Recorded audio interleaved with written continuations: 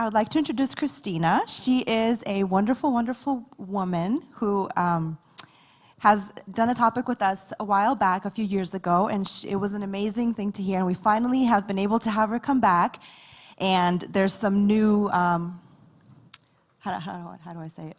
Developments in her story, we'll put it that way. So we're gonna hear her out and hear about what God has put on her heart to share with us. So please welcome Krystyna.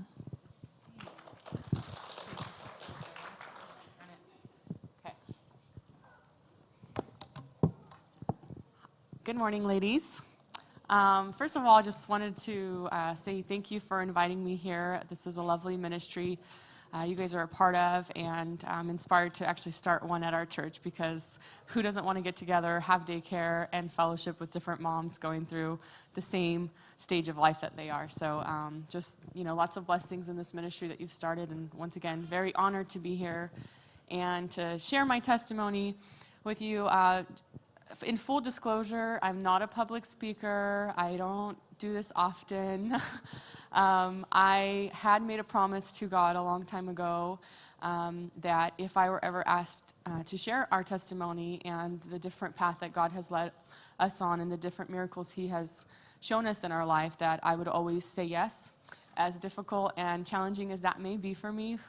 Because I'm not, a professional speaker or anything, but so I ask you to bear with me, but I will try to do my best to keep my thoughts organized for you. I'm going to be covering pretty much the last 10 years of my life and fast forward, and so I just really hope that you can gain something from what God has been doing in our lives in a family, and in my life in particular. I am truly just an ordinary gal with a very extraordinary God. So I envision my life the same way that probably most little girls do, where they plan their dream wedding. They probably have their kids' names picked out. I mean, show of hands, who had like a boy name and a girl name when they were getting married, right?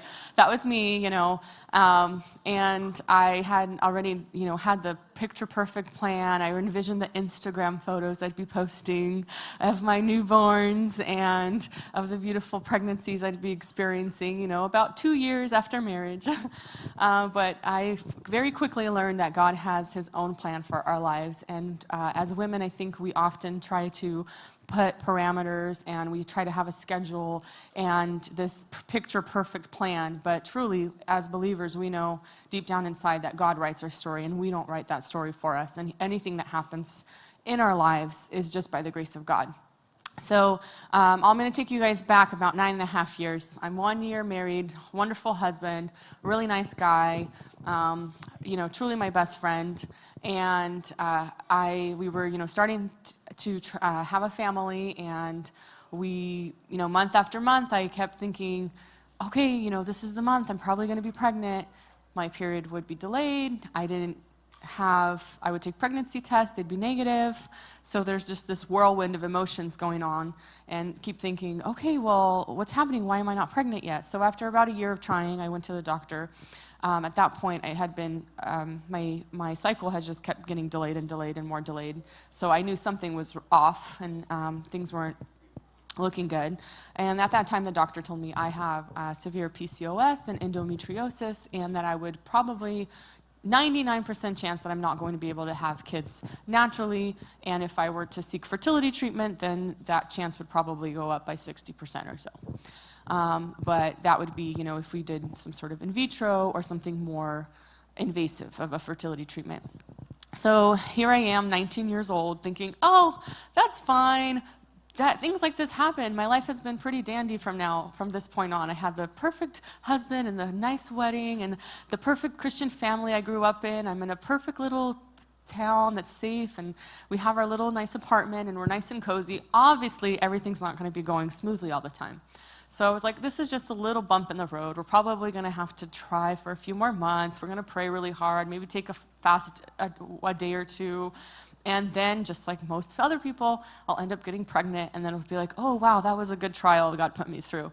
Well, it turns out it didn't go that way. So we struggled with infertility for a total of 9 years. And as I was going from doctor appointment to doctor appointment, every step of the way I was getting worse and worse news. So if anyone has heard of polycystic ovarian syndrome or endometriosis, it often causes other side effects like diabetes or heart disease. And here I am as a 20-year-old woman, and the doctor's telling me, you're pre-diabetic, and you've gained 40 pounds in the last 7 months, and you're probably going to get heart disease and cancer if you continue down this road. And if things get this, continue to get bad this quickly.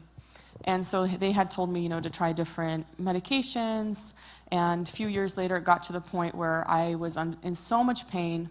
I went to a specialist that I was referred to. And this was about 3 or 4 years into infertility or trying for a family. And my husband, God bless his heart, is the most optimistic and positive person you could possibly think of. I mean, literally, he's it's just almost nauseating how positive he is. It's you're oh, the kids aren't behaving. Well, at least you have a kid. I'm okay now, I understand, but he's just so positive. And it's great because that's what I needed for most of the seasons in my life. It's really great to have that counterbalance. I'm more of a realist. And so we go to the doctor, and he's like, I can sense it. This time we're going to go. The specialist is going to give us some answers. It's going to be really great. We've been praying. This has been 4 years. God's going to provide. And he's just talking on all this positive. I'm like, sure, I hope so. But inside I'm thinking, I don't know. I don't feel any different. I actually feel worse. So we go to this doctor, and he's, like I said, a specialist, and he specializes in fertility and women's health. And he was doing an internal ultrasound, and during the ultrasound, he had called in several nurses and said, you need to come and look at this. And while he was looking, he says, Krystyna, I'm sorry to tell you this, but you have 20 to 30 cysts on each of your ovaries. Which I was like, well, no wonder I haven't been feeling so great. Finally, I understand why. And he said, and even more so, the alarming fact is the only other patient I've ever had that had anything close to as many cysts has now developed ovarian cancer. And so he's like, this is very dangerous. We need to start thinking of a plan. We need to do something. You need to start getting on these different birth controls, and you need to be proactive. And I'm thinking, okay, maybe that's why God hasn't given me kids. Maybe that's what's going to happen. Maybe I'm just going to die and I don't have to leave these children behind. And my thoughts are just spiraling out of control. And as a person of faith, you're in that moment and you're thinking, well, you know what? Sometimes things don't work out the way that you want them to be. And sometimes good people have horrible things happen to them. And maybe I'm one of those people. Maybe I'm one of those people who's not going to survive. And maybe I'm not going to have some glorious story. And maybe it's just going to be the fact that I couldn't have kids, I got really sick, and this is the end for me, period. And so I was living with that struggle and that weight on my shoulders, and just kind of not wanting to do anything and not feeling like I had a way out. And to be honest, I completely lost faith in God. I had thought that maybe it was just this thing that I grew up into, this faith was just an idea and it wasn't a reality, and that when you pray, your prayers just stop at the ceiling. I had completely hit rock bottom. I had thought that if this is the kind of God that I serve, then I want to have nothing to do with him. And if this is the kind of things he puts you through after 4 or 5 years of praying and trying to be faithful, and I kept looking back in my life, I'm like, I did kind of bad things when I was young, but not really bad things. I was pretty faithful. I did I sang in worship, I went to choir, I went to church every Sunday. Of all my siblings, I was definitely the most well-disciplined. And I'm thinking there had to be a better, how does all of that turn into this path? And so I just felt very bitter and very angry at God. And then at the same time, I was mourning something and grieving something that never even existed. And it's just such an odd situation. If anybody here has, and I know for a fact there are some women here, some gals who are experiencing infertility and have gone through just truly feeling so much grief and sadness over something that you don't have, and it's just an odd feeling to grieve over something that's not even ever been tangible in your life. So you're grieving a child that you could have had, or a pregnancy that you could have had. You're grieving the fact that you could have felt the flutters in your stomach, but you don't feel anything there, that there's just this hole in your heart, this baby-shaped hole that's never being filled, and you're wondering, God, how am I any different than all these other women who are popping babies out right and left? No offense to you. You know, it's just you go through this situation where you're like, you feel forgotten. You know, I read in the Bible when I was going through this, and it actually was a really big hindrance of faith for me because I read about Hannah, and there's this verse in the Bible that says that God remembered Hannah, and she had, in essence, she then was pregnant. She became pregnant when God remembered her. And so here I am 5 years, 6 years later, still trying for a baby. My health is deteriorating, not getting better, and I feel completely forgotten. I feel completely forgotten about God. You know, I'm like, God, I am just as deserving. I am just as responsible. I have my financials in order. I have a great marriage. I go to church. I don't do any of the things that those bad people do in my mind, right? This is what I thought, and somehow I have been forgotten by you. How am I less worthy of carrying a child, or how am I less worthy of experiencing this joy and excitement and that a child will bring?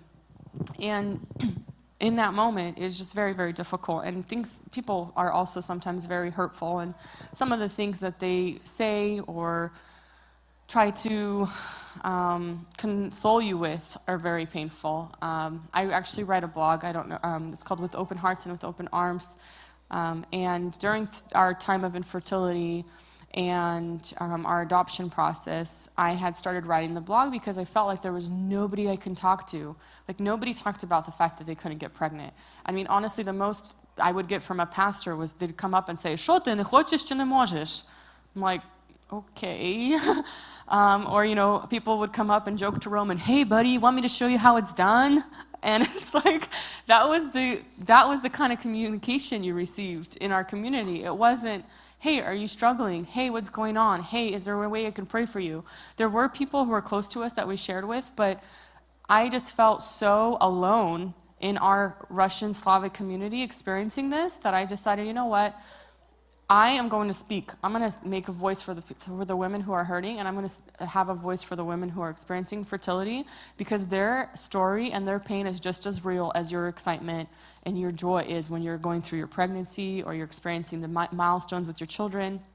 And so I'm going to try to stay on topic here, but essentially that's why I started writing a blog and sharing some of that and kind of encouraging women to speak out and let their friends know and their family know what it is that they need when they're going through those difficult times. And when you're in infertility, everyone experiences it differently. Some women are like me. I kind of just went about my way. I went to baby showers. I went through to all of the, nieces and nephews' birthdays, and I was generally excited and happy to be there. But there would come days, sometimes even weeks, when I didn't want to get out of bed. I was just like, if I see another baby, if I see another pregnant woman, I am going to resent God. I'm going to resent Him. I'm going to resent my life. I'm going to focus only on the one thing I can't have instead of focus on all of these blessings that I have in my life. And there came a pivotal moment in my life where that transformed, and I think God just did so much work in me in this one moment. And that's when I was experiencing a lot of pain. After this appointment, it was about 6 years ago, 5 or 6 years ago, and I called my doctor and I said, I've been calling out from work every day. I can only work for 2 hours at a time. I'm taking Vicodin for my pain. My stomach hurts. I feel like my cysts are rupturing. I don't know what's happening. I'm just in so much pain. And he says, "Krystyna, I need to do an emergency surgery because I need to make sure that you don't have cancer that started to grow." And so I had 2 days to grasp my mind, to wrap my mind around the fact that I'm going to have this surgery now, and I have 3 outcomes that could potentially come. One, they could completely remove everything, all my woman parts, and do a complete hysterectomy, which is this option that the doctor talked to me about. He said, if it's bad, I'd rather save your life than save your ovaries. I said, okay. Second option is you have cancer. You could wake up and the doctor could tell you have cancer. Third option is that you've now, completely cleaned everything out and that your chances of having a child are slim, but there's a small chance. So on top of my already only 1% chance, there's going to be an even smaller chance of you being able to conceive naturally. So I go into this, getting ready for the surgery, and I'm just so angry. I'm just like angry at God. I was angry at the situation. I'm thinking I'm like a 21-year-old woman, 22-year-old, and I'm thinking about getting blood work and about not having any of my female parts left and potentially going through menopause early in life and taking all this medicine for the rest of my life. And I just felt such resentment towards God and towards the situation. And then the night before the surgery, I just realized, like, I have not believed in God. I haven't even, like, gone to him with any of my worries or my concerns over the last few months. I've just completely shut him out of my life. So I just got down on my knees and I prayed a prayer that was literally a pivotal moment for me. And that prayer was, God, tomorrow if I wake up and I have cancer, I want to still praise you. Tomorrow if I wake up and I've lost all hope of ever having children, I still want to praise you. And you know what? In that moment, I made a promise to God that no matter what happened in my life, it wasn't about me, it was about him and his goodness. And I went into surgery and I had so much peace. And the doctor actually joked, he looked at my husband, he's like, which one of you is going to surgery? Because you look way happier than he does. And I went in and it was actually best case scenario. They had just cleaned out all my cysts and my endometriosis. And afterwards I felt, he said, you know what, you didn't have cancer, praise God. We didn't have to cut out any of your ovaries. You got to keep all your female parts, which is like, yes, victory. And lastly, you're going to probably be way more comfortable and you can stop taking all that painkillers because we've just cleaned out all that bad bacteria and everything that's been causing you all this pain. And so in that moment after the surgery, I wake up and the first thing I tell Roman is, I want to adopt. And he's like, okay. And so I'm like, no, you know what? We need to stop living our life in the moment and just thinking about what we don't have. We need to move forward. I need to be forward thinking. We need to continue in life. Like at the end of the day, I've accepted the fact that I'm not going to have my own kids and I want to adopt. Now, me and my husband talked about adopting when we were dating, and it was always this cute, like, oh, we're going to have 2 of our own kids, and they're going to be, color coordinated in our pictures, and then we're going to have 2 adopted kids, and it's going to be super cool. And it's going to be super chill. And that's going to be our little dream story. And obviously that's not the way that God led our path, which, let me just stop for a second and say, life is not what it looks like on an Instagram story.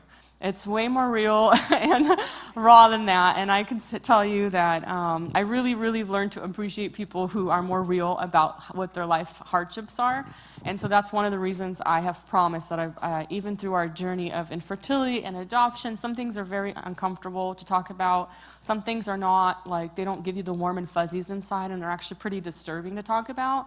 But I made a promise to God a long time ago that I would be real about it. And because his story is always going to be the best story, right? So what he does and what he writes is always going to be much better than what I can show as a facade through my Instagram filters and through my editing applications where I make my waist look smaller and everything else. So it's just, I'm going to try to keep it real with you guys. Essentially, we decided to start the adoption journey right after the surgery.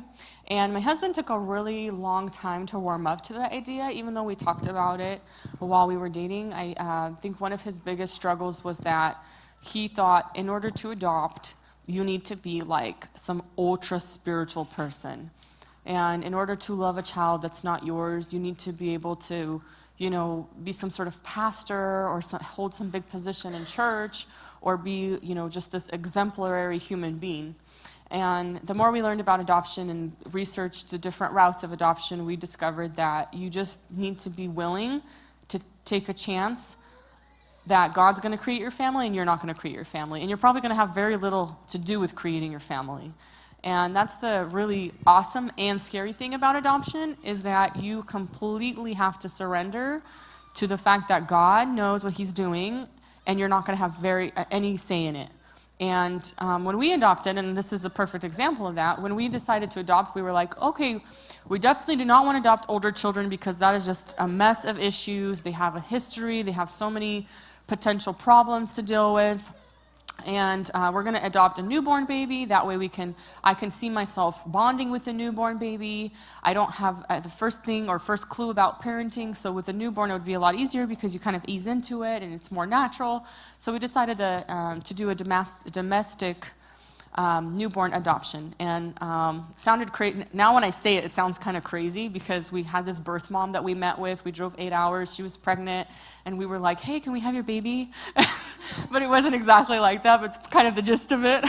Is they have this ministry where they go, it's called Bethany Christian Services. They're actually a really great adoption agency. If any of you are interested in adopting, I would highly, highly recommend them. Their ministry is based on the fact that they go to these Planned Parenthoods, these abortion clinics, and they talk to moms and they say, listen, there is a whole line of people that can't have babies that would love to parent your child and to raise your child for you.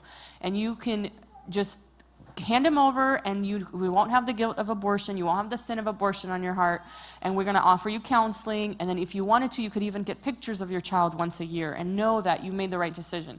So when I say it back, once again, it sounds pretty crazy, but that was the way that God had led us, and we had decided we're going to do a newborn adoption, and things were going really smooth, and we had the birth mom that we had met had a really sad situation.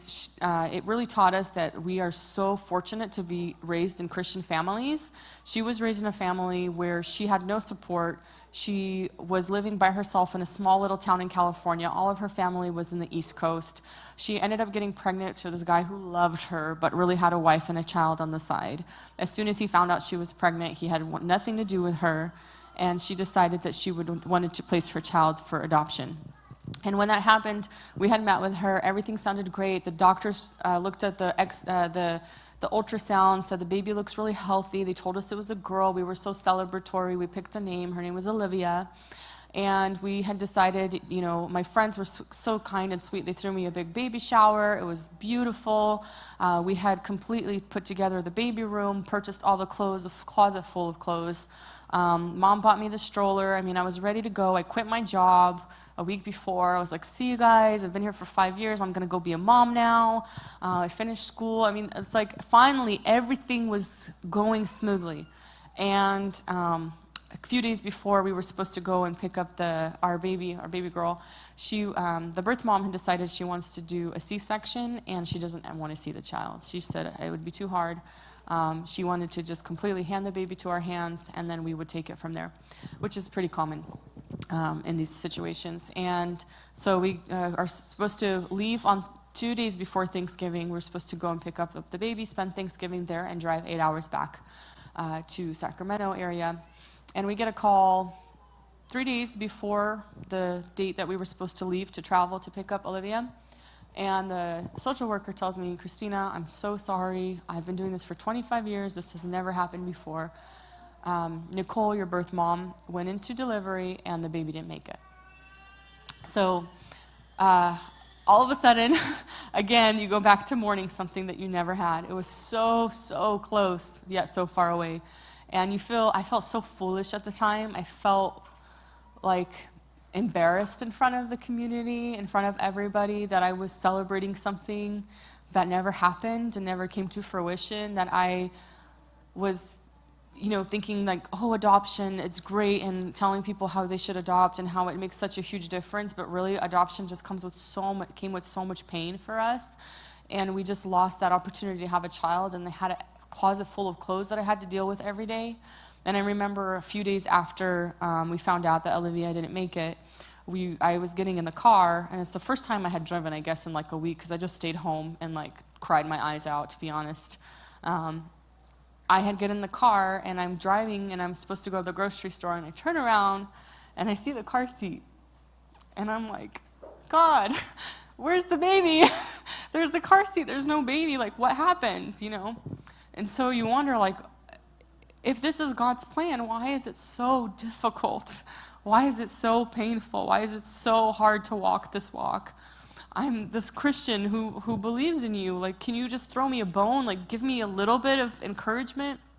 And, you know, my parents and a lot of other people were saying, like, Krystyna, все, хватит. It's okay, це значить, воно не мало бути для тебе. It's fine. Maybe you'll get pregnant one day. Maybe that's not your plan. But inside, I still felt like, no, I know we're supposed to adopt. And I talked to my husband, and he's like, no, we're supposed to move forward. If anything, now looking back, what we learned is that we can love this child that we've never met, that I never carried in my stomach, in my belly, and I never even saw or fathomed, to a complete stranger. I already love that child so much. I was already prepared to show that child so much goodness and love and just completely bless this child and pray over it. So it showed us, and my husband especially, that that's when the moment he realized, I'm actually ready to adopt. I'm ready for this, because before he had his doubts. So I quit my job. I didn't go to school. I basically had no kids to take care. I had nothing to do. My husband was working all day. I was home by myself, and I'm scratching my head and thinking, God, why are we not being selected? So what happens is a birth mom selects you from a list, and they look at your portfolio. And the adoption agency kept telling us, you're perfect candidates. All your parents are still alive, so the baby would have 4 grandparents. You guys are semi-healthy, me being the semi. You look good in pictures. You're so smiley. You have a nice house. You live in your own home. You're in a great neighborhood. You're in a great school district. There's no reason you shouldn't be selected. Well, fast forward 8 months later, nothing. It's crickets. Nobody's selecting us. And the adoption agency kept telling me, it's always been between you and another couple, like 5 times already. And we're like, what in the world? And you start feeling really, really bad about yourself, because essentially an adoption agency, the way that they do it is they basically write your whole life story on a piece of paper, and they kind of like grade you. This is how much money they make. This is the kind of career they have. This is the kind of education they have. This is the kind of house they live in. Oh, look at this. This is how cute they are. This is their relatives. And so all you keep thinking is like, I'm never good enough. It's always somebody else. Someone's always better, and it's always going to be that way. And I'm just trying to do this good thing. I'm trying to take in this child. I'm trying to build my family. I'm trying to be faithful to God. God is telling me to do all this, and it's never good enough. It's never working out. Like, hello? And so it gets so frustrating. And so then I was like, you know what? I'm just going to live life for today. So we traveled a lot when we were waiting to have kids, and we really focused on building our marriage, and I'm very grateful for that now, because a lot of the struggles we've experienced now, I would not be able to make it through if I didn't have like the best companion next to me. And we essentially I decided that I wanted to start a ministry at our church. So I started Night of Hope, which is like an orphan and widow ministry that we do for the families in our community, in our church, and we support them, and we do like a Christmas concert every year. And I wanted to start orphan hosting. And orphan hosting is when you bring children from orphanages for a few weeks, and they come and they visit, and the hope is that you're going to create a long relationship with this child, and that they won't feel forgotten in the world once they age out. You can maybe send them Christmas gifts, birthday gifts. You can have a relationship with them. So I was like, what's great? That would be great for our community, because our Russian women, they love to cook and take care of people anyway, so why not just have an extra person to take care of, and you're going to be involved in a really great ministry while you're doing it. I'm probably talking really fast for our translator. I'm sorry already in advance. Oh, good. Yeah. Okay, so essentially we decided to host, and I'm going to kind of skip all the details because I'm running out of time. And we go to Los Angeles and pick up this little boy from airplane that came from Donetsk, Ukraine. And his name was Andre, and he was 9 years old. And we pick him up, and he's wearing like this little girl, he's wearing like the sweater, and he takes off the sweater, and it's like a little Hello Kitty sweater, like little girl sweater, and he's like standing like this, like not wanting to show his little pink, emblem on his sweater. And we try to talk to him, and we're like, hey, and foolish me, this just shows my lack of understanding for like the Ukrainian culture. I knew he was from Donetsk, so you would think he'd speak Russian, right? Right? I spoke to him in Ukrainian because that's what I speak. So I'm like, Andreyko, привет, як дела? And he's looking at me like, not saying anything. So he doesn't say anything for like the first 3 hours. He was home. We drive through. Everything was closed. It was like 12:30 at night. We drive through and get McDonald's. We're starving because we didn't eat the whole road there. We get McDonald's. It's the only thing open. We order like 3 meals, and we're like, okay, hold it. We put it in the back. By the time we get to the hotel, he's eaten all of them. So we have no food. And we're like, what's going on? And apparently he didn't eat anything on the plane. Later, the people texted me. They're like, oh, none of the kids ate on the plane. They were all really nervous. They didn't know how to order. And he flew here by himself. The other kids came on a group, and he came to LA by himself. So he hadn't eaten. Finally, we got some food in him, and he started to live up a little bit. And anyway, so he spent about 3 weeks with us. And my husband, knowing me very well, told me before we had hosted him, he said, Krystyna, ти не думай нічого, що ми будемо його усиновляти. Ти знаєш, ти сильно так швидко спішиш with all your decisions. Ми просто робимо добре діло, ми його благословимо, ми йому будемо подарки висилати, але ти нічого собі не думай, в голову нічого не бери. I'm like, okay, yeah, sounds good, for sure. I mean, we're adopting a newborn baby, we're on the list. There's definitely, like, why would I adopt an older kid? I've never wanted to do that. So fast forward 3 weeks later, we find out he has some really bad vision issues, and his eyesight has been horrible, and he needs glasses, and we get him glasses, and he finally sees the world in full color, like happy little go-lucky kid. And so we're bringing, it's the day before we're supposed to take him to the airport, and Roman, my husband's like, Słuchaj, Krystyna, I need to talk to you. I'm like, I know it's coming. I'm like, what's up? He's like, listen, I don't know. Andrew's going to go back to Ukraine. What is he going to do without glasses? He's going to lose them and буде сліпий ходити, як... І що буде робити? And I'm like, I don't know. What is he going to do? And he's like, слухай, навірно, треба усиновляти. Як ти думаєш? I'm like, well, duh. Like, of course we should. That's the only option. I mean, obviously we should. Of course I love him. He's like my kid already. Like, I can't send him back. We have to send him back, but we have to bring him back. Anyways, and he's like, okay, how's that going to work? I'm like, don't worry. I already know everything. Like, I researched all of it. So we have to adopt him, but later we found out we have to completely put our domestic adoption on hold.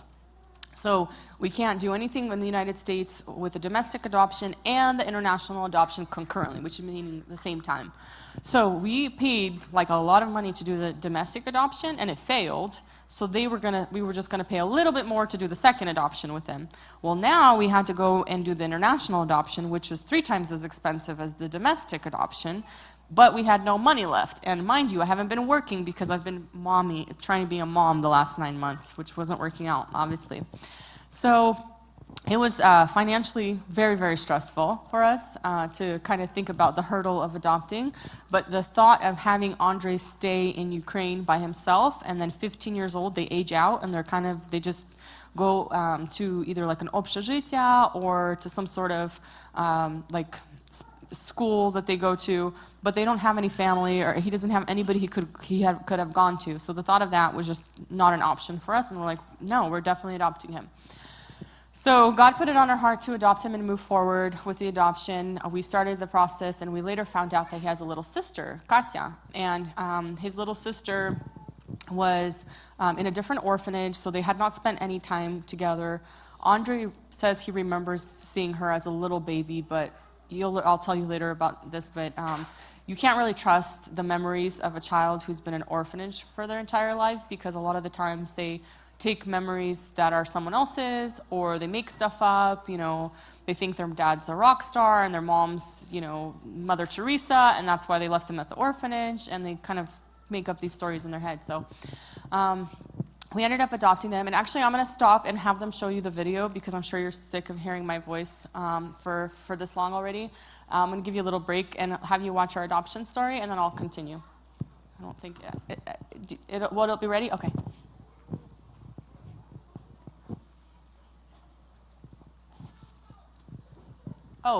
Really important fact. So the month before we left for Ukraine to pick up our kids, the war broke out in Ukraine. And the only place that the U.S. Embassy told us not to travel was Donetsk and Mariupol, and those are the 2 places we had to go. So very, very bad timing. And this is what I mean about when God tells you to go do something, and you're like, couldn't you have sent us to like Lviv or Rovno or Kovel, where all my family is, or nope.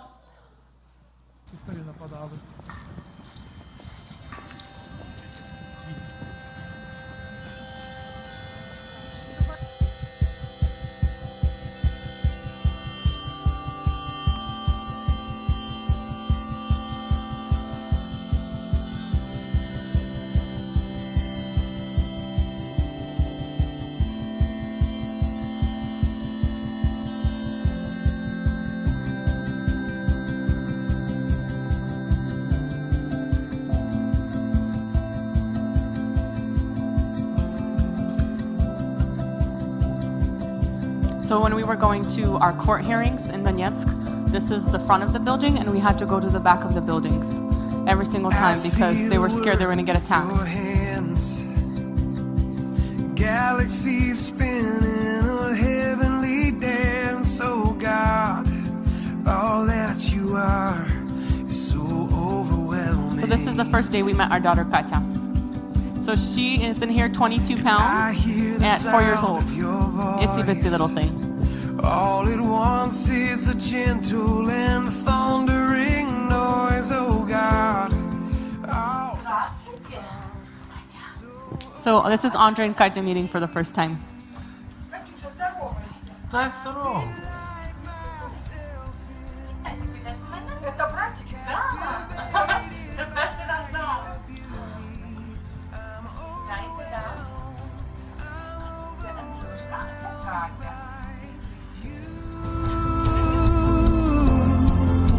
And God, I run into your arms, unashamed because of mercy.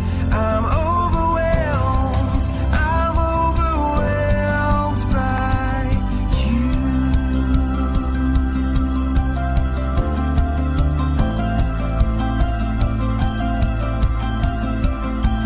I know the power of your cross, forgiven and free, forever you'll be my God, and all that you've done is so overwhelming.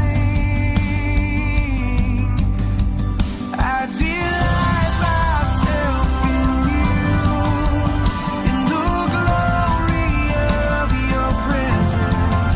I'm overwhelmed by you. And God, I run into your arms, unashamed because of mercy. I'm overwhelmed by you.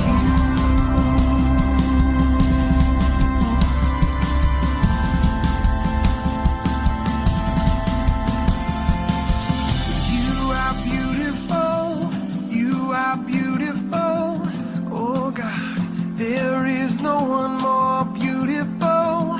You are So beautiful. this right here is our actual plane landing. And one of our friends was nice enough to go and capture that when our plane was landing in the United States. You are wonderful, oh God, there is no one more wonderful. You are wonderful, God, you are the most wonderful. Yes, you are glorious, oh God, there is no one more glorious. You are glorious, God, you are the most glorious. I delight myself in you, in the glory of your presence.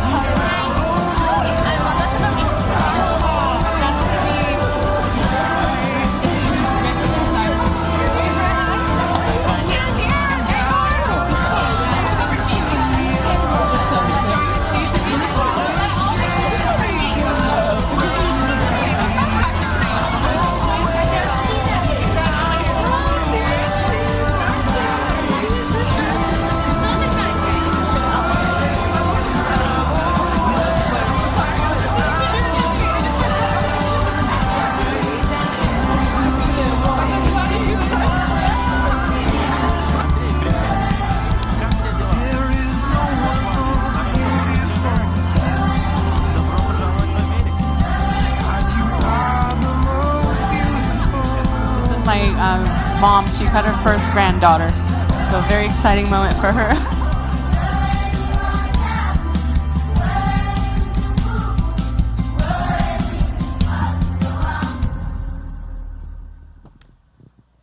I get emotional watching that still. I think. Okay, you guys just came Oh, from you a can- country you can that's turn that fallen off. apart. This is It's just a miracle you interview. guys made it back. First emotions. You guys landed on American soil. Okay, so We went through a huge whirlwind of emotions while we were adopting our kids. From going to Ukraine and realizing that every single day our life was at risk, and more so our kids' lives were at risk. The situation in Russia and then the Ukrainian border was so tense at the time that we were there. You could see it on everyone's faces. Everybody had just either lost a son who was fighting in battle on the border, or had just experienced a shooting in the city. When we landed on the Donetsk airport, we got out of the terminal and we walk onto the platform, and the gentleman who we had never met that we were going to be staying with, who was a fellow Christian that my mom found from a friend of a friend of a friend, and said, "Hey, can my kids come and live in your house for a few weeks while they try to adopt these kids?" So we were coming to complete strangers. We arrive, and there's literally like blood, like pool of blood on the floor at the airport, and I'm like, "What are we doing here?" And the gentleman who was picking us up, he's like, "Don't worry, they were going after somebody specific. They weren't just shooting people."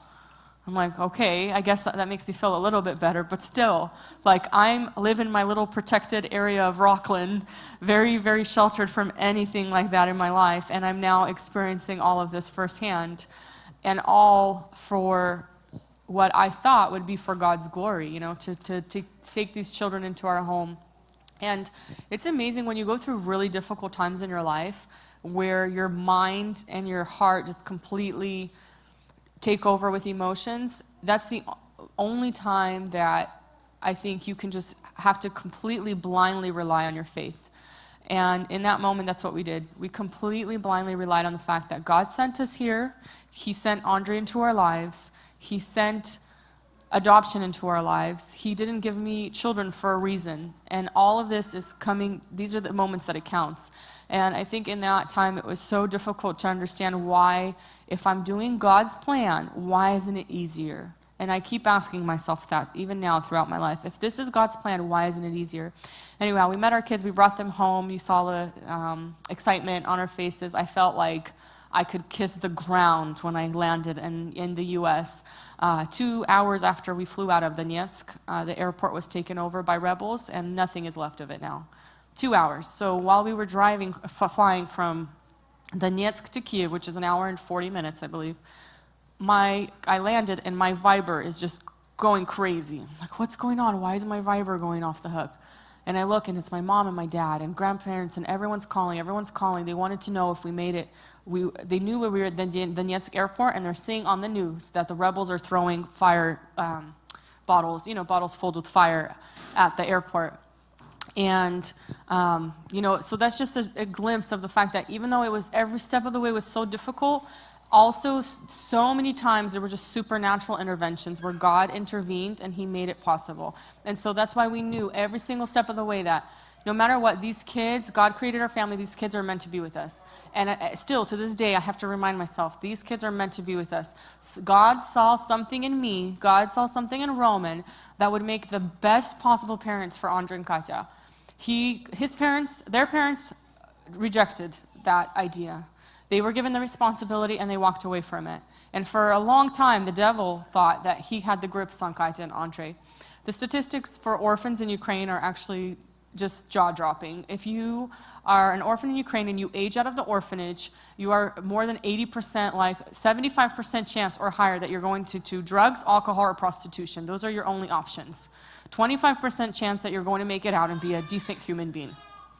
So the fact that we were able, like God had a plan to take them out, gives me encouragement now every single day when I have a hard time sometimes parenting, that God knew what he was doing, and that the devil thought he had his grips on our kids, and God intervened. And that day that we landed was not just a physical victory, that we physically brought them home, but it was a spiritual victory like no other. I just felt the angels, the clouds open up, and the angels singing hallelujah, because these kids are finally safe. And they're finally in a safe place, and they can finally just be kids. And because the things that they have been exposed to in their life are things that no adults should be exposed to. So we brought our kids home, and it was the first year, I would say, was like the honeymoon stage in adoption. That's pretty common. where the kids are on their best behavior. They try to win you over with their charm. And Katya and Andre both had some physical issues when we had brought them over. Katya in particular, had to go to physical therapy for her arm. She had an ear infection for probably the last 4 years of her life. So she needed to get surgery for her ears, minor things here and there, but they had to overcome so much. And really, I feel like God in every step of the way just showed us that your decision to bring them here is making not only a lasting impact on their life, but a lasting impact on your life. And the crazy thing about adoption is I've learned more about God as my father than I have ever learned in the 25 years of my life that I could ever understand or grasp. The amazing and beautiful thing about adoption is that you love this child unexplainably. They don't deserve it. They don't look like you. They don't act like you. They didn't come from the same area as you. They are so broken and so damaged in so many ways in human eyes, but somehow you love them unconditionally. And I know that that love only comes from God. And it just takes you back to the fact that, like, our Father, who is holy and pure and completely flawless, the creator of all beings, who makes the sun rise and set every day, somehow loves you. And you're flawed, and you're broken, and you mess up all the time, and I mess up all the time, and he still loves me. And he still, every single day, his grace renews for me every single day. I mess up. I don't spend enough time with him. I don't spend enough, energy seeking his will. I don't read the way I'm supposed to. I don't pray the way I'm supposed to. I don't serve the way I'm supposed to, and he still loves me. And that adoption brings that out in you. You just realize that God's love is so unconditional, and you start understanding, like, this child doesn't deserve this love, but he really does. He needs this love. Just as much as you need God's love, that's how much he needs this love. Anyhow, so we had adopted, and a year later, I had continued to have issues with my health. And previous to adopting, actually, my doctor had told me, you're going to continue to have cysts grow on your ovaries. And as you do that, you have a continued risk for cancer, for heart disease, for all of this. Like, nothing ever, just because they had the surgery and removed it before, it didn't just stop things. Things kept growing, and it's just my health kept getting worse. And it came to a point where he said, you know what, I would really highly recommend that you do a hysterectomy. Like, just remove everything. Like, you've already come to peace that you're not going to have your kids. It's very, very unlikely. I feel like you'd have peace of mind. You could go on living your life. You could continue and know in full confidence that you're not going to get ovarian cancer, and let's just do it. And so I called my mom, and I'm telling her, I'm like, Mom, I think I'm gonna do the surgery. I really don't, like, it's not fair for everyone around me to deal with, like, my husband to deal with my health issues. We already know we're adopting. And she's being like the Ukrainian mom that she is. She's like, Krystyna, навіть не здумай, ми поїдемо на Україну тебе лічити. Where I rolled my eyes. It's like, Mom, успокойся. I'm like, no, that's not gonna happen. She's like, поїдемо, не переживай, все буде хорошо, я все заплачу. I'm like, that's not the problem, I'll pay for myself, but I'm just not gonna go.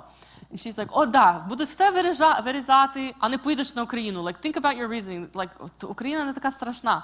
I'm like, I know, I just don't want to go there for medical stuff. Like, in my mind, I'm like, I have insurance, I pay a lot of money for it. Like, why would I go to Ukraine to get medical help? Anyways, she's like, не поїдеш. She wouldn't take no for an answer. So my husband's like, okay, I guess you're going to Ukraine. So I go to Ukraine, I had some family there, and went to multiple doctor's visits, and I could write a book alone just for my doctor visits in Ukraine, honestly. So entertaining, but also humiliating. Let's just say, like, how many times that people would look and ask me, что ты там hamburgeri jesteś, da? I'm like, no, I'm actually just, I don't eat hamburgers every day. I'm just, overweight because of my health issue. No, I mean, I eat pizza, and I could be making better health decisions, that's for sure. But the fact that they ask me all the time about what I'm eating and, like, looked at me like, oh man, you're overweight, kind of look in their eyes, And actually, one funny story from that is I went to a clinic, and they were just doing a full body workup. And there's two gals. They're sitting in like a little medical office, and I'm in my gown or whatever, and they're like, okay, we're going to do an ultrasound on your kidney now. Ну, по-українськи мені говорили. А мене українська, я вже тут живу 28 років, so my Ukrainian is very bad. I try because I want to keep it up, but it's not great. And so вони мені питали, like, ім'я і прізвище. I'm like, Krystyna, Bogdanovich, Kravchuk, like, Pavlina. They're like, what are you saying? I'm like, okay, my first name is Krystyna, my last name is Kravchuk. And they're like, okay, а по батькові? I'm like, Pavlo. So anyways, I'm sure they thought I was such just not a smart person. I'm like, I swear I have a degree in the US and I speak really good in English. But I'm sure they looked at me like, okay, who's this person and why is she here? So they took me to the medical office and the lady's like, oh, Ksusha, дивись, які неї. Oh, how do you say kidney in Ukraine? Почки. Oh, дивись, які почки. And so the girl comes over, she's like, oh, да, справді, які почки? And I'm like, а що таке з почками? She's like, oh, сильно великі. I'm like, oh, це погано. She's like, ну як, яка людина такі і почки? I'm like, so nothing's wrong with them? She's like, ні, почки нормальні. I'm like, okay, this is so humiliating. I told my mom, like, Mom, why did you bring me here? Anyways, the moral of the story, besides that little anecdote, is the fact that I went there, I actually started taking natural medicine for some of the issues that I was having with my cysts and stuff, because before that, like I mentioned, I was taking Vicodin and Tylenol, like 800 Motrin and all this stuff, like very heavy pills on a daily basis. So I went to Ukraine, and this natural homeopathic doctor had me started taking like tea tree and all these essential oils and all these grass that I was drinking. And I'm just thinking, okay, sure, like I'll drink this and I'll feel all better, like I totally didn't believe it. But my mom's like, пообіцяй мені, що ти 6 місяців будеш пити. So I was like, okay, I'll drink it for 6 months. So I started drinking that medicine before I adopted the kids, and believe it or not, my pain went away. So obviously it helped in some sense. I never returned, my period never returned, and I never had a regular ovulation cycle or anything like that. But I was able to stop taking all those hard pills, which was great. So, and then when I came home and I adopted the kids, I was really, really determined to be the best, healthy person I could be for my kids. So I started working out 5 to 6 days a week. I started eating a really, really strict diet. I didn't eat carbs or sugar for a year. So I lost 35 pounds, which was really hard. And the doctors told me always, you're not going to be able to lose weight. Your body naturally stores fat because of your hormone issues. And so I was like, okay, I'm going to prove them wrong. I'm going to lose all this weight. I'm going to look good. I'm going to be this mom that's running around and jumping around the playground with their kids. I feel like I just wanted the best me, be the best me I could be. And the reason why I'm sharing that part is because essentially I always believed that if God wanted to, he could heal me like that, right? It isn't a very difficult concept to ovulate and get pregnant. People do it all the time. Right? So it was just that for some reason, God had it in my, you're laughing. Yeah, they do anyways.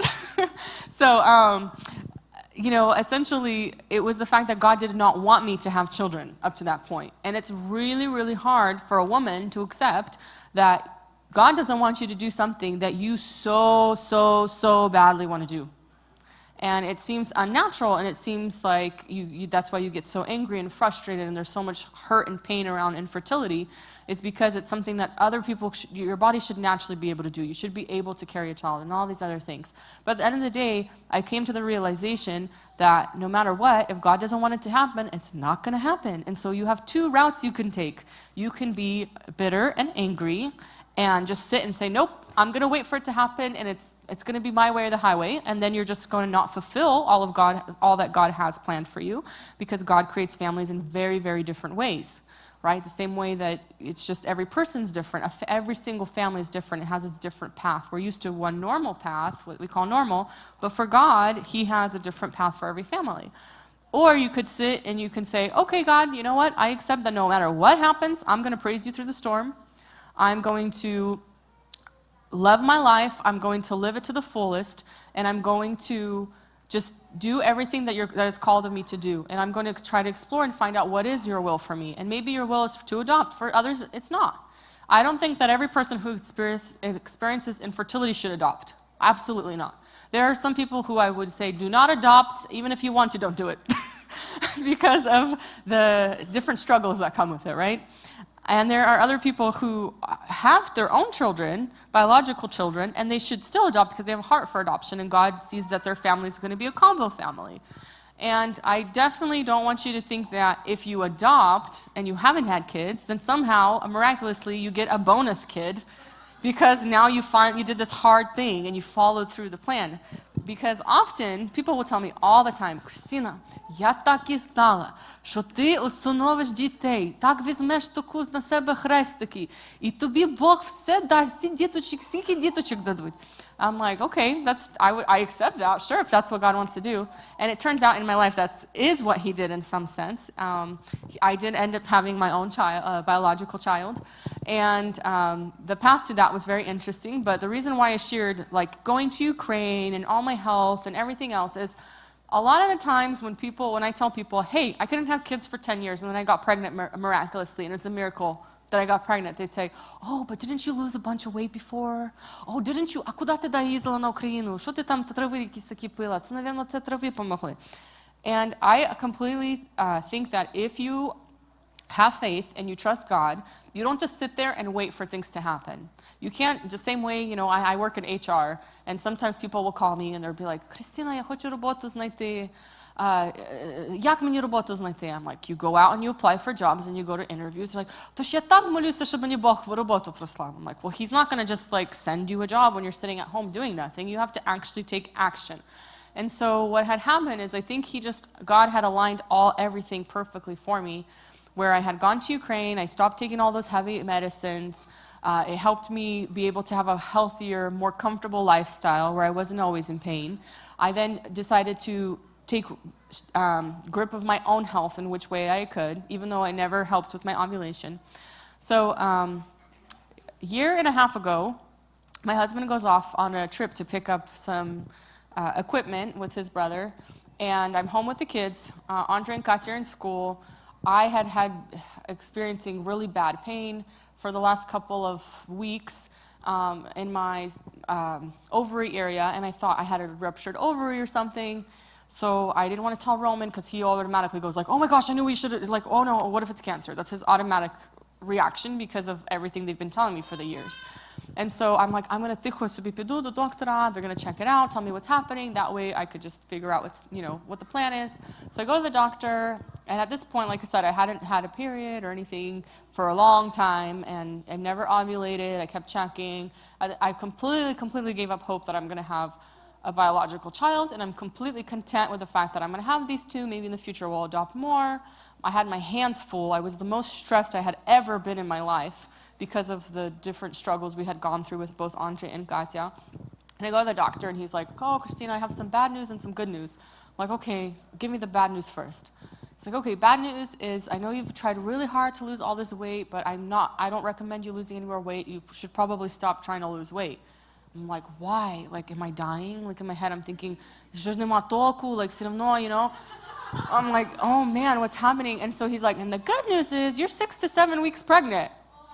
And I just like get up off that table, and he's like, he's like, what are you doing? I'm like, what did you say? And he's like, you're pregnant. I'm like, no, I'm not. He's like, yes, you are. I'm like, no, I'm not. He's like, yes, you are. I'm like, no, I'm not. He's like, look at the screen. And I'm like, what is the screen? It's like a little bean. I don't know what that is. And he's like, you're pregnant. I'm telling you, you're pregnant. And I like sobbing. Then I'm laughing. He probably thinks I like was off my meds or something and so he's like, oh, I'm so happy for you. He's been my doctor for 9 years, you know. So I come home, and me of little faith, this just shows you, after everything I've been through, I still struggled with faith. I come home, and I take like 11 pregnancy tests. So by the way, little tip, Amazon, you can buy like 40 pregnancy tests for $7. Do not buy the $13 packs. They're a waste of money. They do the same exact thing. So, and you can get it the next morning, just right there. So I always had like 40 pregnancy tests because I used to check all the time when I was like obsessed with it. So I took 11 pregnancy tests. I'm like, yep, still pregnant, okay. So I'm just sobbing, like crying my eyes out. I literally just fell on the floor. I was just like praying in my room, get in the car, I just stop and pray, like, thank you, Jesus. But I couldn't believe it. I'm like, there's no way, like, how does this happen? How did it happen? And my husband, my kids come home, and I'm like, if I cry, you could tell, like, in a heartbeat. So I was like sobbing, my eyes look like bjole pokasale. And he's like, oh, great. What happened? Andre, I'm like, ничего, mommy живит болит. Because it's true, my stomach was hurting. And he's like, тато уехал, мама помре. And he's like, great, like, now what, you know? And I'm like, he's a pessimist, which I'll tell you a little bit about too. So anyways, my husband comes home, I tell him about the pregnancy. He also can't believe it. So I'm actually gonna share a really quick video again. I'm still running out of time. I'm so sorry, guys. I'll leave time for question and answers.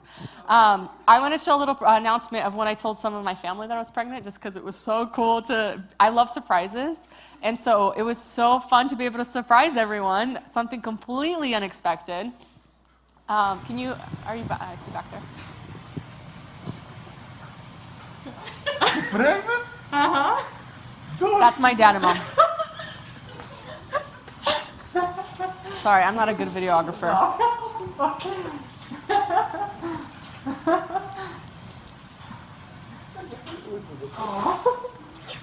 He's hugging me, I can't like hold the phone. Завжди.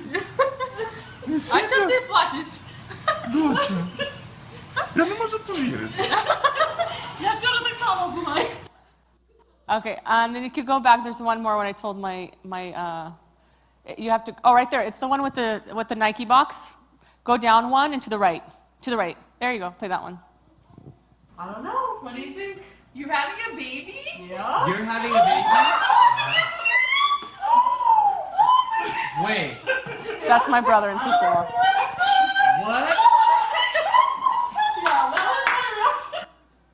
Yeah, anyhow, you don't have to play that one. He asked me not to play it. That's my husband. You can watch it, just don't tell. He just came from like a 14-hour drive, and so he's like, "Я так погано вигляджу."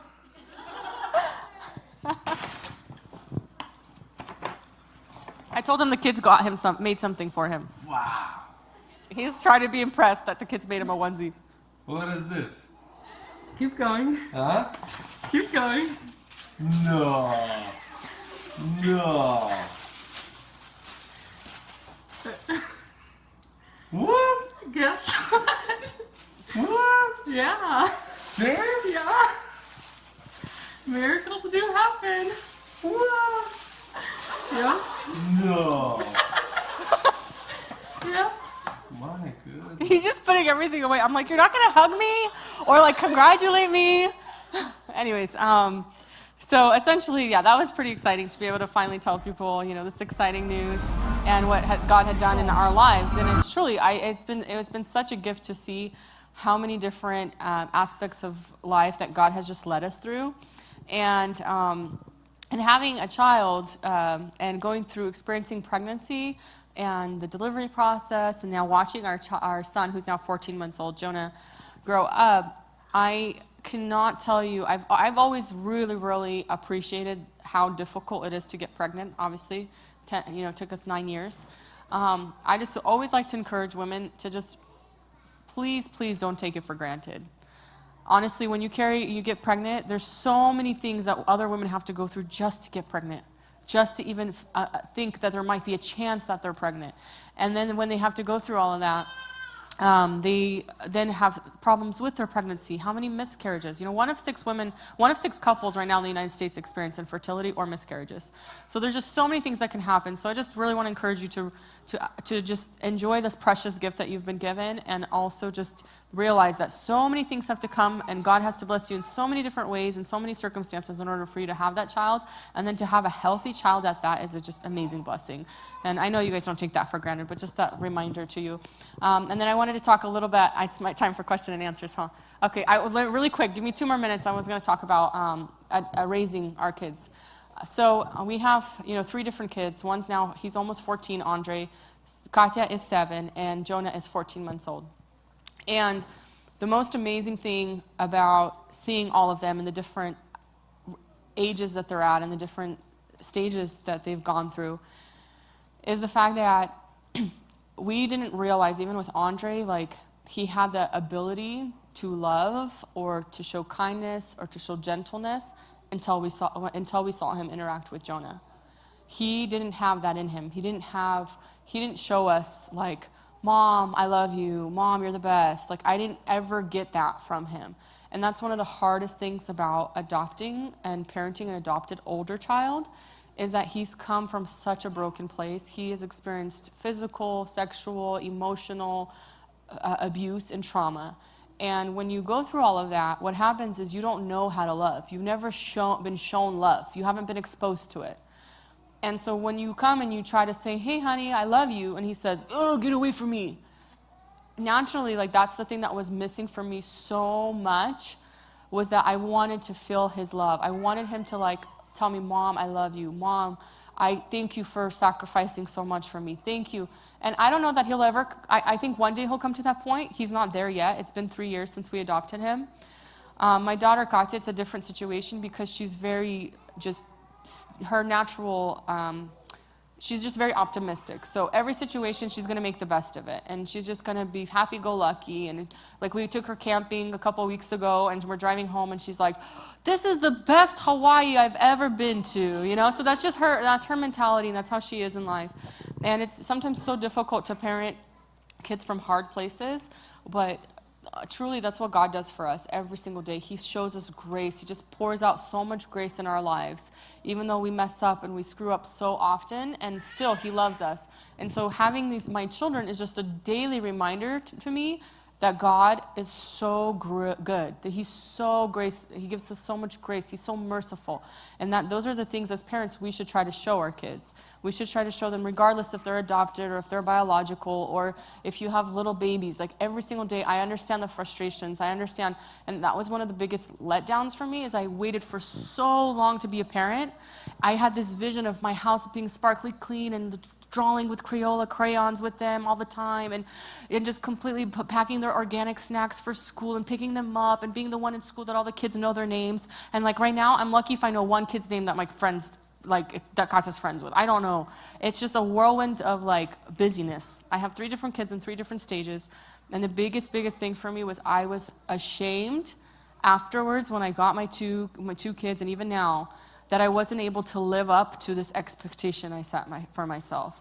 I'm like not good enough, and I'm never going to be good enough. I'm never going to be patient enough. I'm not going to be gentle enough. I'm not going to be spiritual enough for them. I'm not going to be kind enough with them. I'm not going to be a good enough cook. I'm not going to be a good enough tutor. Like, I scream at my kids all the time when it comes to homework because I want to pull my hair out.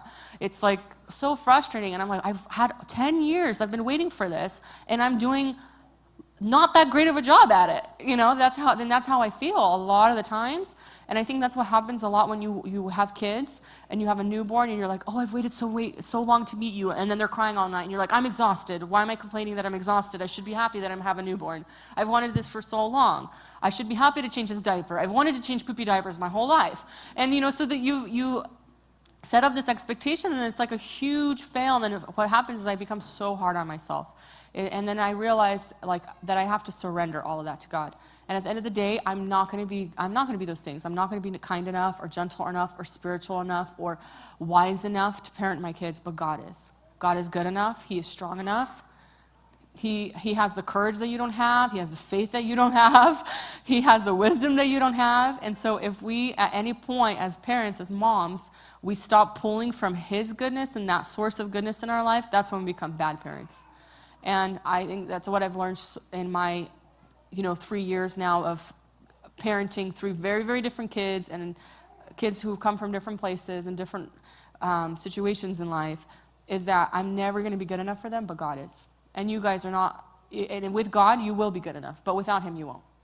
And so I'll leave it at that, and then we can have questions and answers. I'm sorry, I missed so much and kind of rattled on. You're good. I want to give you a hug. Oh, sure. No, I remember. I love hugs. 2 years ago when Krystyna, I'll be speaking English, even though my English is not perfect, but for those who don't understand Ukrainian. I remember this day when Krystyna was sharing her testimony, and she was a couple weeks pregnant, and we didn't know, and she was sharing her heart, and it was few of us then, and it was so intimate, and it was so personal, it was so awesome, and then she said, we are expecting, and then we all started crying, we all came and hugged her, and It was incredible. Krystyna, thank you so much for sharing. Let's get, no, don't go sit. No, right here, just in the middle. Thank you for sharing, and I think it's definitely the God, and He works miraculous, and we serve amazing God. I'm waiting for answers or for questions, so if you have some, please give it to me. And you can I say really quick? I'm an open book. If you have any questions about infertility, physical type of things, parenting, adopted kids, the adoption process, I'm completely open. There's nothing that's going to offend me. If there's something I don't want to share, I just will say no, I'm not going to share on this. And it's amazing that we have people that are actually open to answer those intimate questions.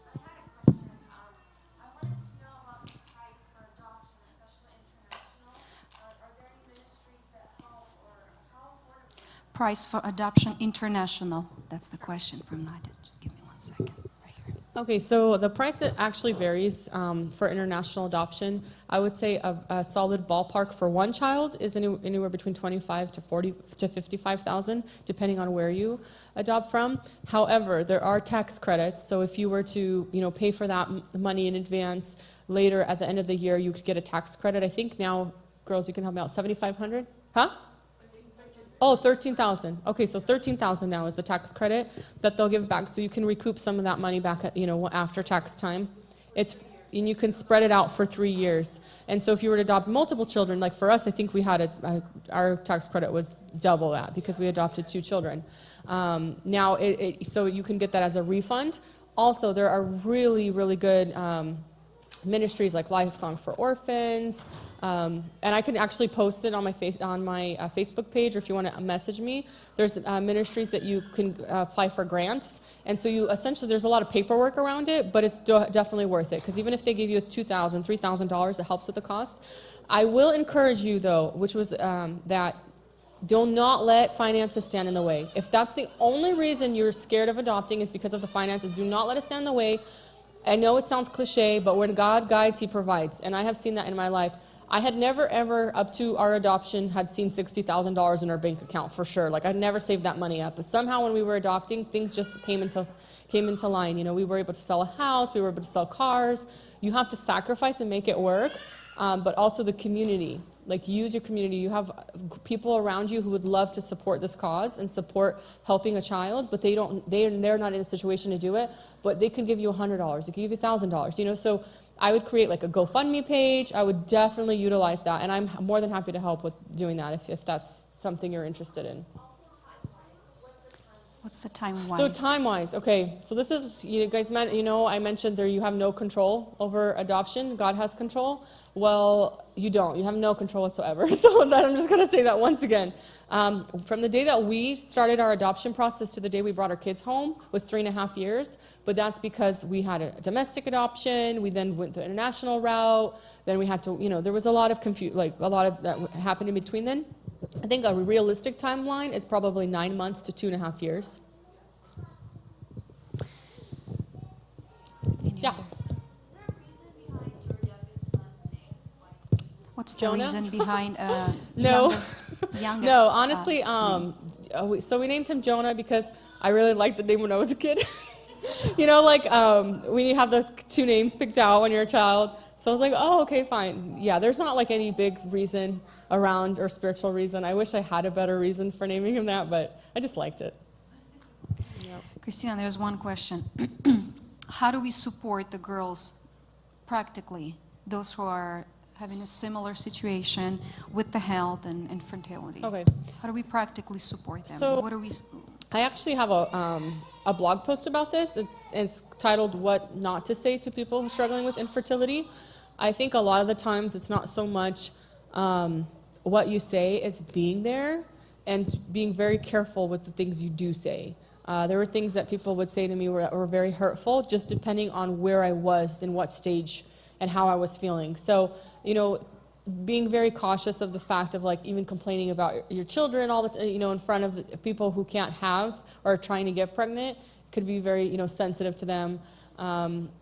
Saying things like, oh, you just need to relax. That was one thing. Oh, that would bother me so much. When people told me I need to relax, I'm like, Really? Because you're so relaxed all the time and that's why you're getting pregnant? Like, I'm sure you're not super relaxed. You're running around after, so there's different situations like that. Don't think about it. There's just these kind of cliche things. Just be very, very thoughtful and careful with what you say, because it could be very painful and perceived the wrong way. But also the biggest thing you can do is just pray for them and be there for them and just say, hey, if you ever want to talk or if you ever want to go grab coffee, like, just so you know, I'm here for you. Like, I know I probably can't relate exactly to what you're feeling, but let me know how I can be here for you. Any other questions? Anybody has no? Whoever following Krystyna on Instagram, her almost last post made me really cry. It's with her son standing with the coffee. Oh, Did anybody see that? No? I'm gonna read it. Yeah, go ahead. I was working since early morning, stressed and completely out of coffee today. Andre asked if he could go for a ride, his bike for a bit, and comes back 20 minutes later with the coffee and tells me I should take a nap. It's totally made my day. He spent so much time bickering and resisting my directions, but these gestures show me that deep down inside, he has a soft spot for mom, at least a little. Yeah. Isn't that amazing? Yeah. I think it's amazing. Yes, Nad? So since you have a biological child and adopted children, like for those of us who do have biological children thinking of adopting fostering, do you feel a difference in the parenting of the two different kids? Let me That's repeat a the great question. question. Do you feel the difference between raising biological child and adopted child? Yeah, I think it's foolish to say there's not a difference. There definitely is, but the difference is not what people think it is. The difference is not that you love them differently because one is yours and one's not, or it's the fact that you know them more. So I started parenting Katya when she was 4 years old and started parenting Andre when he's 11. He's already established, they've established their own character, their own sense of discipline, their own ideas around life, they have their own concepts. And so you're kind of like shooting in the dark with them a lot of the time, and you're still learning. Like every day I peel another onion layer of them. I'm still learning something new about them. The difference with parenting them is that they have a history that is not full of love. So a lot of the times you have to approach parenting differently with them. Like I would not, in any case, ever, like even right now, I wouldn't physically discipline Andre. He's older, so I can't take that approach. I have to find a very unique approach to Andre. With Jonah, I know all his cries. I know every experience he's had, every exposure and anything he's been exposed to, I've been there. I've seen it all. He has grown up in a place that just pours love onto him. It's poured onto him. He makes a peep and everyone's like, oh, Jonah, co ty хочешь? With our kids, they grew up, they laid there for hours on hours. Nobody looked or talked to them or touched them or anything. So it's just a different experience in the sense that you have to approach it differently. But I would say the love is the same. If anything, it's weird. It's more natural to love Jonah because he gives it back. With Katya, it's the same. I feel way more natural to outwardly show my love for her because she will say, "Da, mamachka, I love you. You're the best mommy ever." With Andre, it's difficult because his reaction is not love. So you have to prepare yourself. That doesn't mean you shouldn't show it. I still do. Honestly, half the time I tell him, I'm like, Andre, no matter what you say or do, I still love you. And he'll say, okay, mom, whatever, And so you just, you can't build that relationship as quickly because he doesn't give it back. Yeah. How have your adopted kids adjusted to life, social, friends, school, academics? How have they done in the last 3 years? Okay, so she's asking how the kids have adapted to life in the U.S. and just like in a family.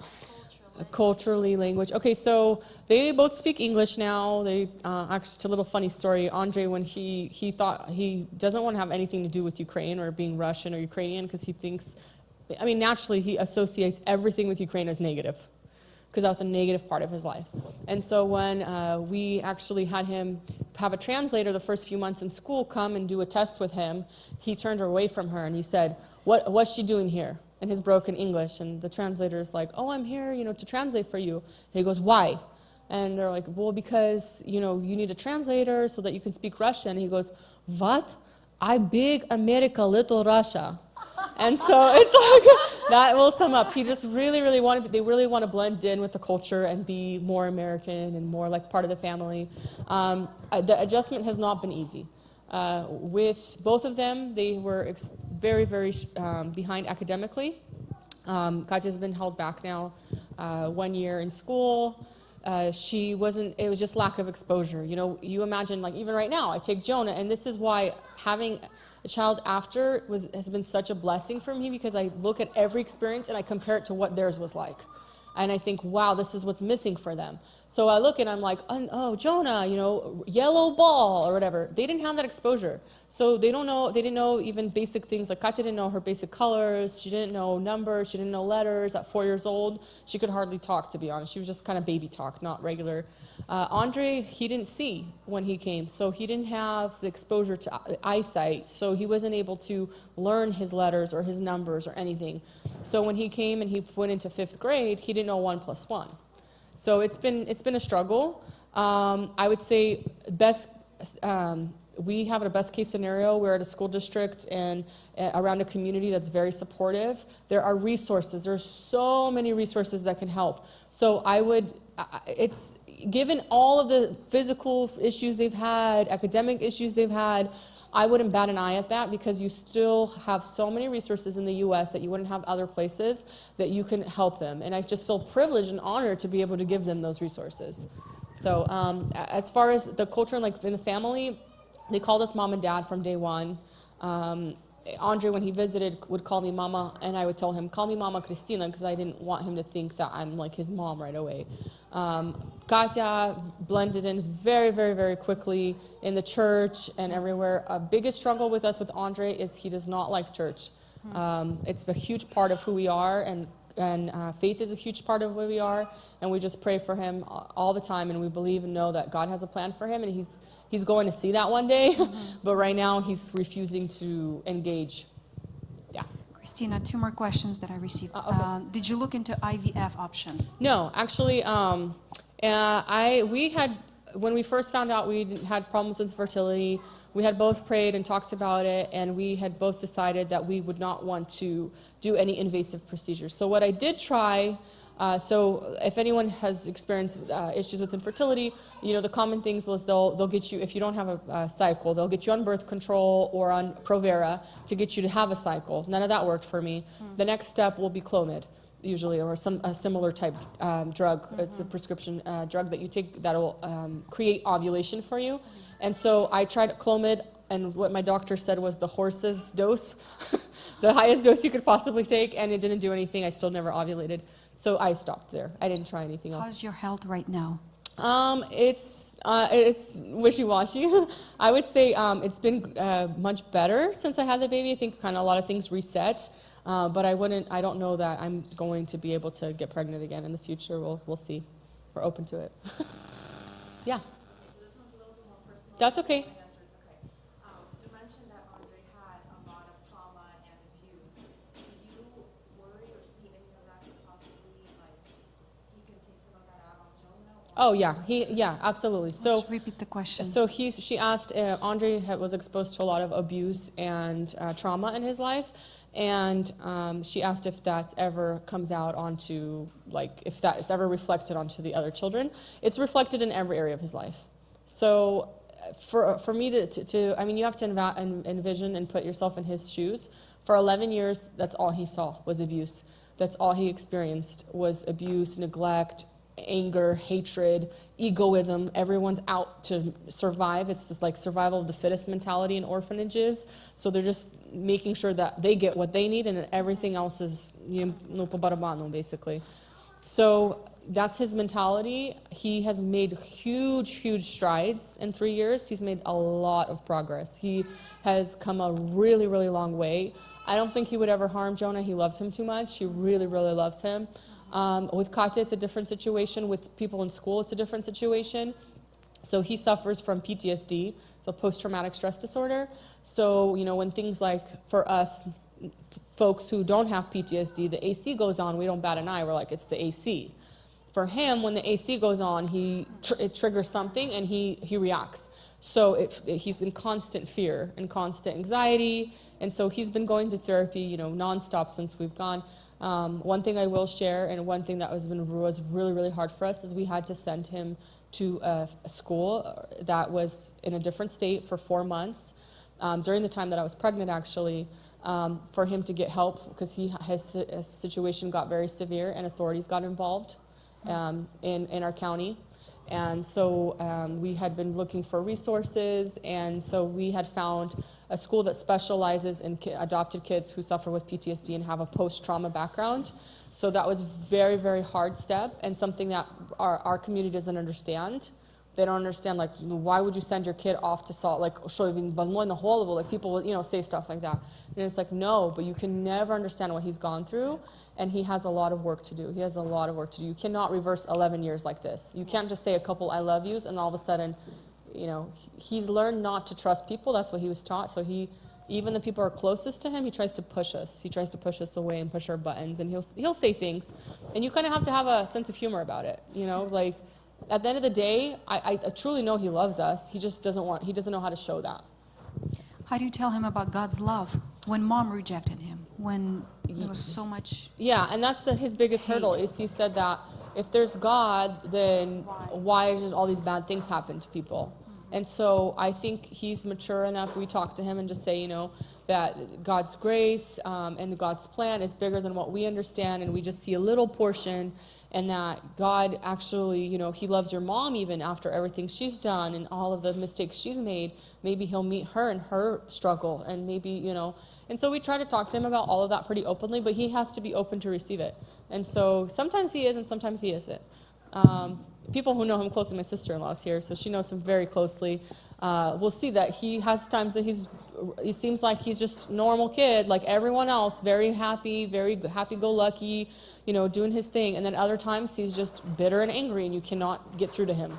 So you have to be okay with that. And once again, I don't want to discourage you guys from adopting, though, because adopting an older kid is way different than adopting a younger kid. Like, we didn't have any of those issues with Katya. This is only because he's so much older. Mm-hmm.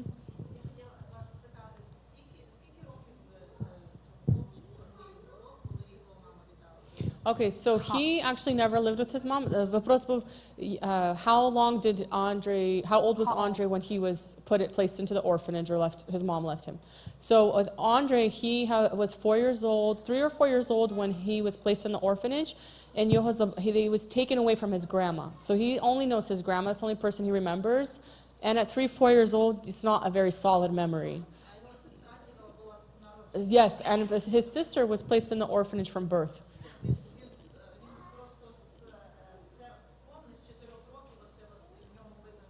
It's a reality. His reality is whatever was from when he was a kid. Yeah, and he would have times in the past, and this is very common with kids with post-trauma, is he would have times where I could tell he's reliving whatever's happening. So once he was supposed to go to my mom's house to visit, and he had really bad behavior, and he didn't do his homework. And so I told him, Andre, you can't go to grandma's house today. And we dropped off Katya because she was going to go, and and he had to stay in the car. And he, in his mind, completely relived not being able to go visit his grandma. And so he was just sobbing, and it was a big, for 11 or 12-year-old kid, you're like, what's happening? But he still has a lot to work through, and he's made so much progress. And I can see that God's already doing a lot in him and shifting him in a lot of ways. It's just, you can't take it personally. Like, I can't take it personally. When he tells me, like, Mom, why did you beg me to be part of your family? Maybe another family would have wanted me more. I'm like, so I kind of respond, I'm like, was there a long line? Like, do you remember? Like, so I'm like, the door's open, if you want to go. Like, so I'm trying to be sarcastic, but also like pretty serious with him too. And so we've established that. And for some people looking at us from the outside, think we're crazy, I'm sure. But we have a good thing going. And there's a lot, for every hard moment, there's 10 really, really great moments. Yeah. Any other questions? No. Was he interested in searching about my biological mother? Okay, so Andre is getting to the age where he could, if he wanted to, start looking or asking questions. As a mom who received these children after, from their family of origin, I and myself actually would really, really, really want them to know something about their birth mom or their grandma. I would love, I dream of the day that one day we reunite Andre with his grandma and he meets her. That is for me just that would be amazing. And the reason being is because they so much long for an identity, and they know and they realize their identity wasn't formed from our family. They have a new identity now, they're part of the Kravchuk family and everything, but still there's this huge longing for somebody like his age. So I would be open to him looking for that and helping him with it, but because of what happened in Donetsk, I've tried to look for his grandma and find her information, and I can't find anything because Makeyevka, Donetsk, Mariupol, all the places where they used to live is all just completely in disarray right now. So, anything else? No? Anything else? Okay. I think that's good. Thank you, All Krystyna. right. I want to say thank you, and would you like to pray for us? Oh, Bless yeah, us, for sure. And again, we want to say thank you everybody who came, and I think it was amazing and a blessing. Thank you, Krystyna. Yeah. Do you guys want to stand and we'll And pray? we're blessing you. May God bless you Thank and you. all the things that you do. May God Thanks. bless your heart I and your appreciate that. family and your husband, Andre, and Roman. I'm sorry. That's That's okay. Okay. too much. Let's pray. Thank you, Lord, for this time that you've given us, Lord, and for having me be part of this ministry. And I ask you to bless them and continue to enrich their ministry and to reach the hearts of young moms and women who are experiencing infertility or experiencing loss in any which way. And I ask you to just meet them wherever they are right now, Lord. And I hope and pray that what you've done in my life can be an example of sorts to them, and that you can do your work in their life, and whatever that might be like, however unique that story or journey may be, oh Lord, that you just may manifest yourself in all that they do. As moms, oh Lord, may they just reflect the fruits of the Spirit in everything that they do. May they seek your wisdom as mothers and as wives, oh Lord, and just continue to bless this ministry and let them grow, Господь, and really make an impact in this community. Thank you for everything in this time that you've given us. In Jesus' name we pray. Amen. Господь, я теж хочу в цей ранок подякувати Тобі за Твою любов, подякувати за те, що Ти є великий Бог, якому ми служимо, за те, що Ти є живий Бог, якому ми поклоняємося.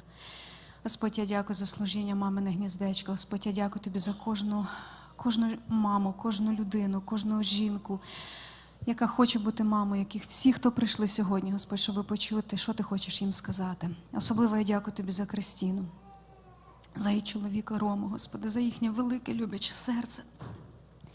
Я дякую, Господь, за те, що вони, довіривши своє життя в Твої руки, Ти, Господь, зробив набагато більше, чим вони просили.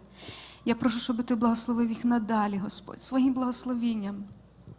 Щоб любов Твоя була на їхній сім'ї, щоб руки Твої благословляючі були постійно з ними. Благослови їхніх діток, Андрія, Катю, Джона. Господь, щоб вони пізнали Тебе, люблячого батька. Господь, я прошу, щоб Ти зцілив серце Андрюші, Господь, щоб він полюбив, побачив Тебе через Крістіну і Рому, Господь. Я прошу, благослови їхні сім'ї. Господь, я дякую за те, що в них була така велика підтримка, Господи, і за те, що Ти тримав їх і не залишав. Я прошу Тебе, Господи, благослови наші сім'ї, благослови кожного, хто прийшов сьогодні сюди. Господи, Ти знаєш наші серця. Ти знаєш, Господи, хто переживає радості, хто переживає сльози. Господь, Ти чуєш ті молитви, коли вони говоряться в тишині. Господь, я прошу, Ти почуй і відповідь. Господь, Ти знаєш час, Ти знаєш, Господь, коли правильно і все зробити. Тому я прошу Тебе, Господь, благослови нас. Ми потребуємо Тебе. Дай нам мудрості в вихованні наших діток. Дай нам мудрості, Господь, бути ми мудрими жінками. Господь, нехай Твоє ім'я буде возвеличене і прославлене у нашому житті. Амінь. Thank you, ladies. One more thing. If you have little kids, ages up to 1, make sure you grab a little gift for your kids. And if you are going through infertility, there's a desk that we got some awesome books that will help you. So please stop by and share and be blessed. Be blessed.